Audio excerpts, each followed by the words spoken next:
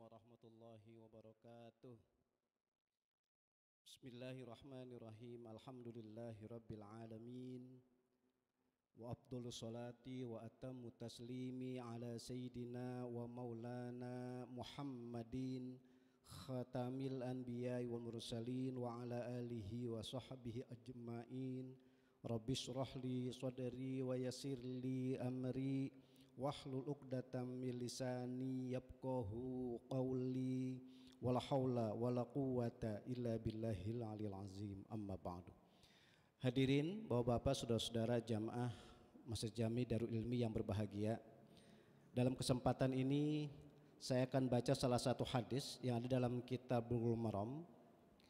Hadis itu lengkapnya adalah dari sahabat Nabi yang bernama Abu Hurairah. An Abi Hurairah anin Nabiyyi sallallahu alaihi wasallam qala sab'atun yuzilluhumullahu fi zillih yauma la zilla illa zilluh. Di dalam hadis ini, dan hadis ini datangnya dari sahabat Nabi yang bernama Abu Hurairah, itu ada 7 model manusia, ada 7 golongan manusia nanti ya. Nanti pada hari kiamat tidak akan mendapatkan naungan, tidak akan mendapatkan perlindungan kecuali perlindungan naungan yang Allah berikan kepada mereka. Nah, di antara 7 itu, di antaranya adalah warajulun tasaddaqa bi sadaqatin fa akhfaha hatta la ta'lama shimaluh ma tunfiqu yaminuh. Muttafaqun alaih. Dan hadis ini diriwayatkan oleh Imam Bukhari dan Imam Muslim, berarti hadis ini adalah hadis yang sahih, hadis yang otentik. Di antara 7 model manusia yang nanti, sekali lagi nanti ya, pada hari kiamat itu mendapatkan naungan dari Allah adalah warajulun tasaddaqa bisadaqah, seseorang yang bersedekah fa akhfaha, tapi menyembunyikan, menyamarkan, atau mungkin bahasanya enggak mempopulerkan, hatta la ta'lama shimaluh, sampai tangan kanannya itu ketika dia bersedekah itu tangan kirinya nggak tahu ma tunfiqu yaminuh. Jadi ketika tangan kanannya bersedekah atau mengeluarkan kebaikan apa saja, sampai-sampai tangan kirinya nggak tahu. Bapak-bapak, saudara-saudara, ini tentu hadis yang sahih ya, hadis yang otentik, artinya betul-betul datangnya dari Nabi kita Muhammad sallallahu alaihi wasallam. Dari hadis ini yang tadi saya bilang, ini ada 7 orang atau 7 model manusia atau 7 golongan. Tapi dalam kitab ini disebutkan satu saja, adalah orang yang bersedekah. Ketika dia bersedekah fa'akhfaha, fa'akhfaha itu disamarkan. Makanya kalau cara ngaji ilmu tajwid, Bapak-bapak, saudara-saudara, ada di sana namanya ilmu atau disebut namanya ikhfa. Ikhfa itu menyamarkan. Menyamarkan sini artinya tidak mempopulerkan atau juga kebalikan, enggak menyembunyikan ya, akan tapi menyamarkan saja. Nah, ini salah satu pedoman di dalam hadis di sini ada beberapa kesimpulan. Kesimpulan pertama begini. Sedekah itu ketika mengeluarkannya enggak wajib. Beda dengan istilah zakat. Kalau zakat itu mengeluarkannya wajib. Nah, teorinya begini. Bapak-bapak, saudara-saudara, kalau kita mengeluarkan zakat wajib. Karena wajib, maka orang yang berhak menerima zakat itu yang seagama dengan kita, berarti sesama umat Islam. Itu namanya zakat. Dan tapi kalau istilah sedekah ketika mengeluarkannya enggak wajib alias sunnah, maka yang menerimanya pun tidak harus sesama kita yang beragama Islam.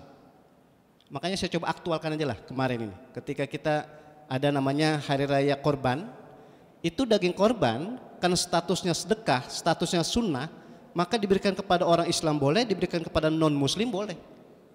Karena ketika mengeluarkannya itu enggak wajib. Karena enggak wajib berarti status yang dikeluarkan itu dikasih kepada siapapun boleh, termasuk kepada yang berbeda agama dengan kita.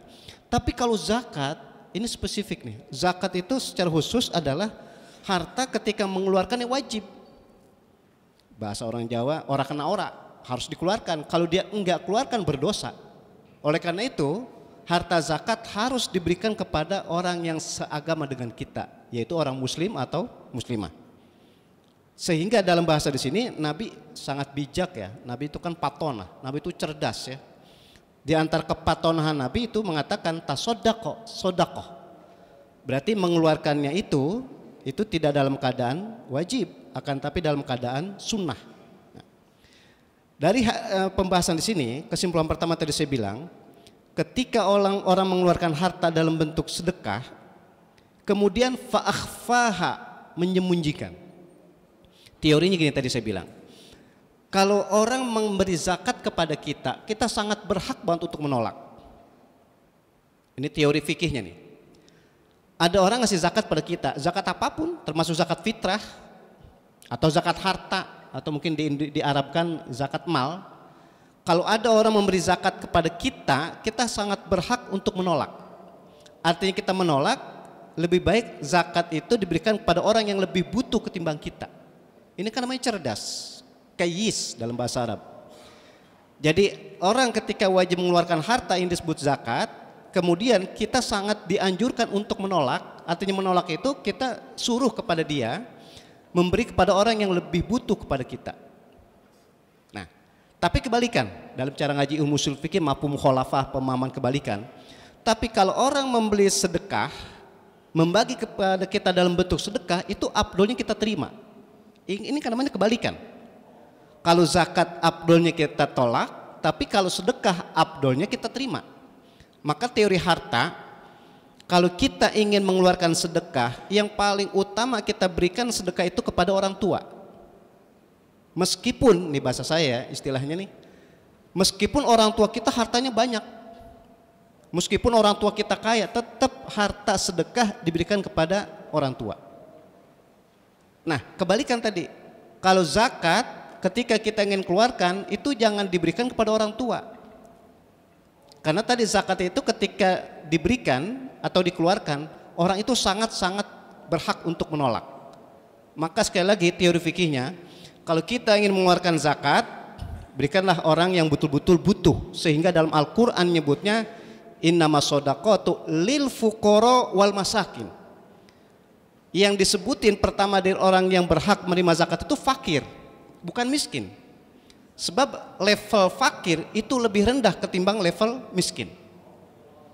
Sehingga dalam Al-Quran di situ orang-orang yang berhak menerima zakat tidak disebutkan miskin dulu, bahkan tidak disebutkan amilin dulu, akan tapi disebutkan adalah fakir.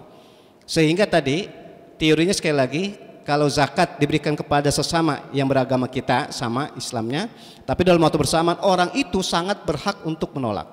Tapi kebalikan, kalau sedekah itu ketika mengeluarkannya saja tidak wajib, maka itu sangat-sangat mulia, sangat-sangat afdol, bahasa saya ini sangat utama kita terima. Teorinya tadi, kalau kita ingin mengeluarkan sedekah, yang paling bagus kita berikan kepada orang tua kita. Nah sekarang bagaimana kalau orang tua kita sudah meninggal? Ini kajian dalam sekali nih, fikih.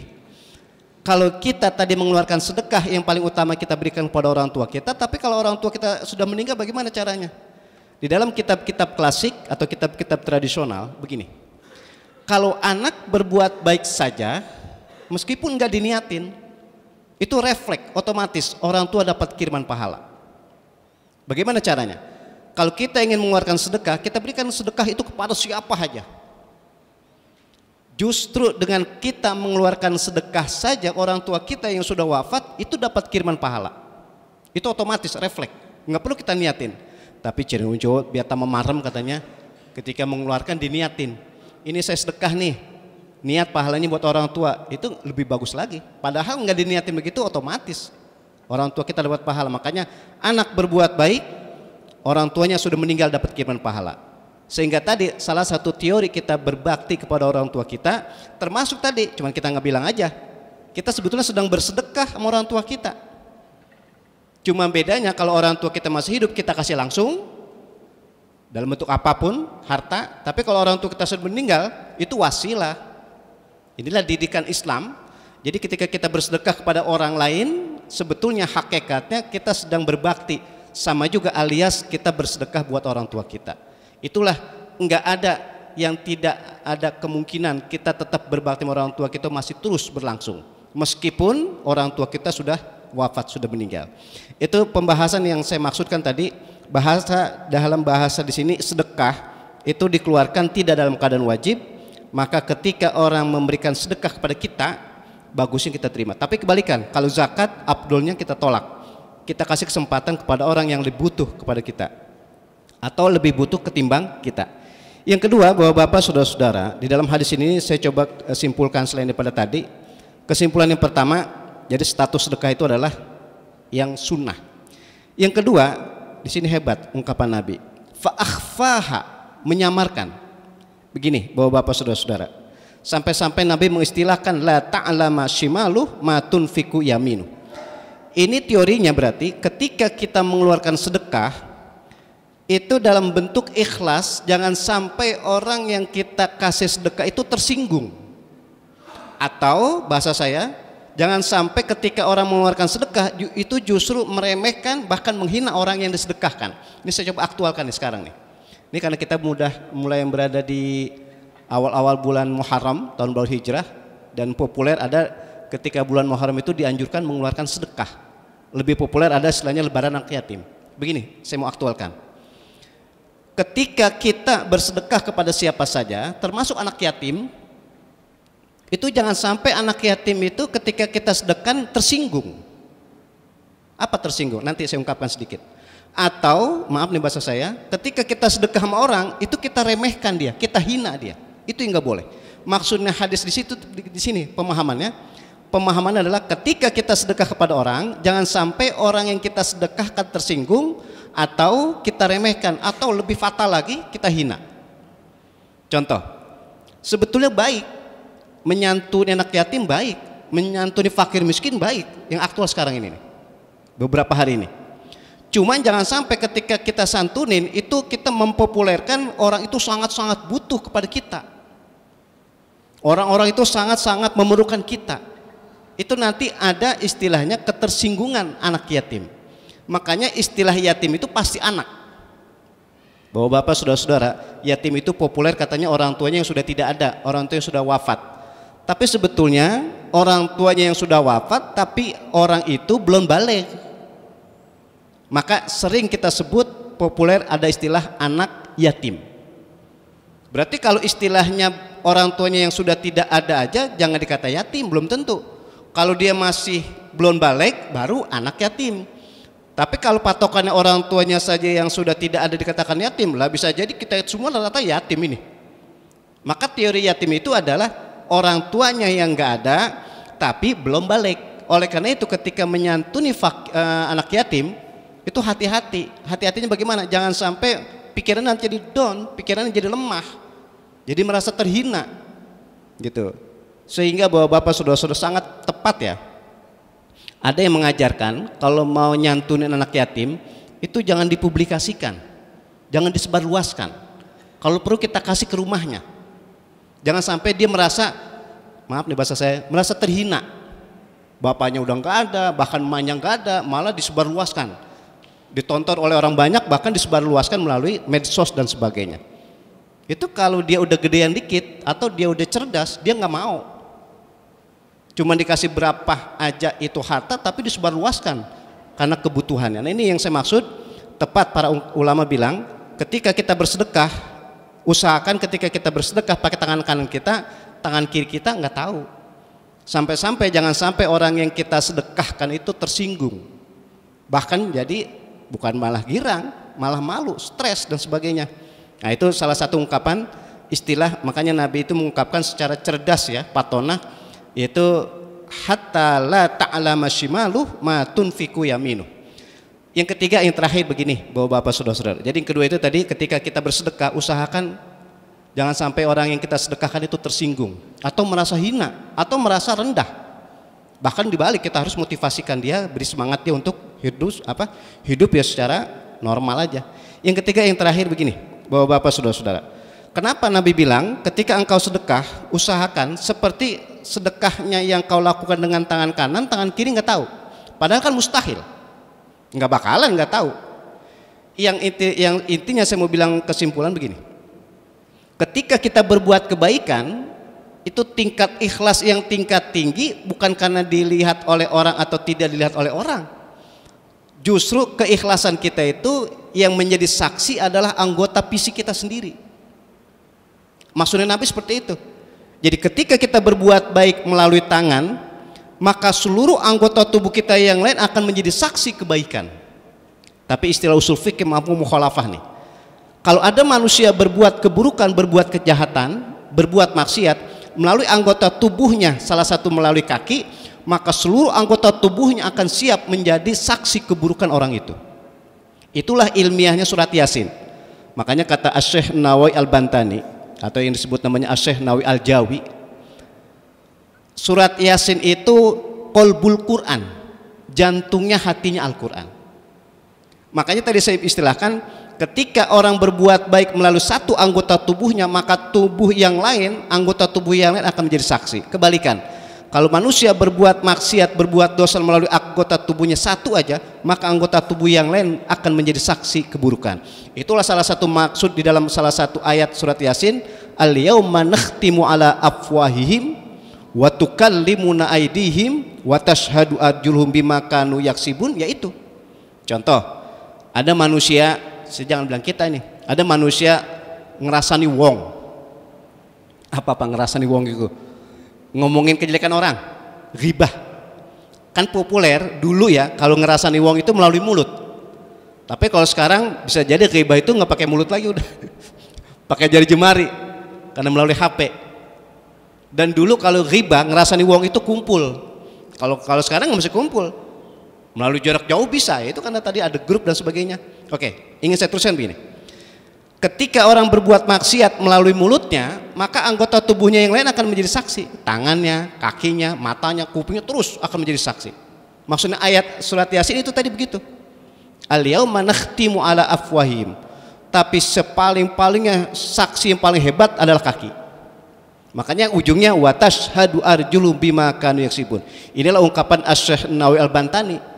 Jadi seluruh anggota tubuh ini akan menjadi saksi kebaikan dan akan menjadi saksi keburukan. Tapi yang paling hebat saksi tubuh kita itu adalah kaki. Apa maksudnya? Kita melihat bisa dari jarak jauh. Bahkan bisa melihat tidak melalui langsung, akan tapi melalui ya TV dan sebagainya. Pendengaran kita bisa kedengaran jauh banget, sensitif banget.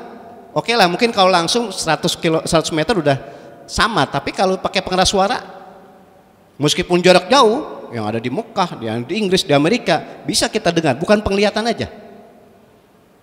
Nah, itu yang disebut namanya anggota tubuh bisa menjadi saksi kebaikan dan keburukan. Tapi kalau kaki nggak bisa, kecuali harus menempuh perjalanan ke sana.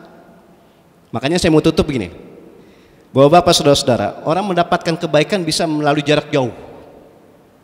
Tapi kalau kaki nggak bisa, orang kena orang harus ada di lokasi. Makanya inilah hebatnya dan salah satu ilmiahnya kenapa di dalam Al-Quran Allah katakan wa tashhadu arjuluhum bima kanu yaksibun.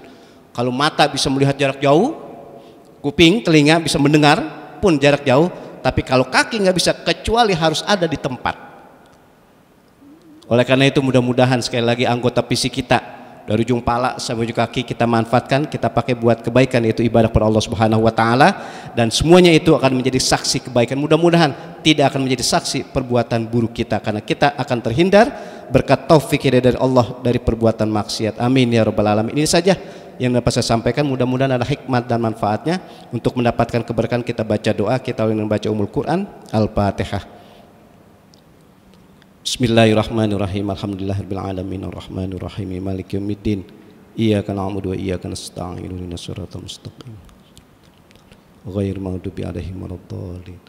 Wa'fu 'anna ya karim, wa'fu 'anna ya karim, wa'fu 'anna ya mujibas sa'ilin. Allahumma 'inna 'ala dzikrika wa syukrika wa husni ibadatik.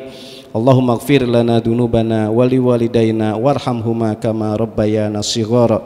Allahumma ya muyassir yassir wa ya mudabbir dabbir wa ya musahil sahil sahil alaina kulla asir bijahil basirin nadhir fadlika dawum fiha subhanakallahumma wa tahiyyatun fiha salam wa akhiru da'wahum anil hamdulillahi rabbil alamin.